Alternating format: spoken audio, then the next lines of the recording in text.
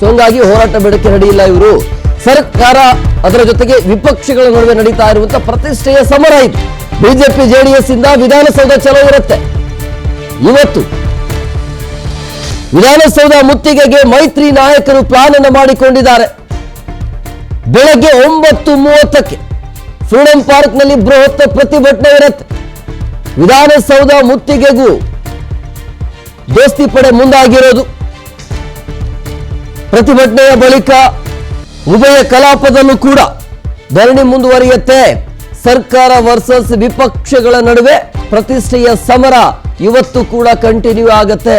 ಇವತ್ತು BJP JDS ಇಬ್ರು ಸೇರ್ಕೊಂಡು ಬೆಳಗ್ಗೆ 9:00 ಫ್ರೀಡಂ ಪಾರ್ಕ್ ಇಂದ ಪಾದಯಾತ್ರೆ ಪ್ರತಿಭಟನೆ ನಡೆಯುತ್ತೆ. ಬೆಳಗ್ಗೆ 9:30ಕ್ಕೆ ಫ್ರೀಡಂ ಪಾರ್ಕ್ ಅಲ್ಲಿ ಶುರುವಾಗುತ್ತೆ.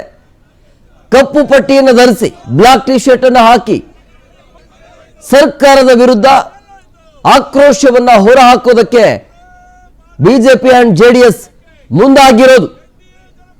ಇಷ್ಟೆಲ್ಲ ಆದ್ರೂ ಕೂಡ ಸರ್ಕಾರ ಅಂತೂ ಸೈಲೆಂಟ್ ಆಗಿದೆ. ಇದರ ಬಗ್ಗೆ ರಿಯಾಕ್ಟ್ ಮಾಡ್ತಾ ಇಲ್ಲ ಸರ್ಕಾರ ಅವರ ಪ್ರತಿಭಟನೆಗೆ ತಿರುಗೇಟು ಕೊಡಲಿಕ್ಕೆ ಮುಂದಾಗಿದೆ ಹೊರತು ಏನಾಗಿದೆ, ನಾಗೇಂದ್ರ ಅವರ ಕೇಸ್ ಏನು ಅಂತೇಳಿ ಚರ್ಚೆ ಮಾಡಲಿಕ್ಕೆ ಮುಂದಾಗ್ತಾ ಇಲ್ಲ ಸರ್ಕಾರ.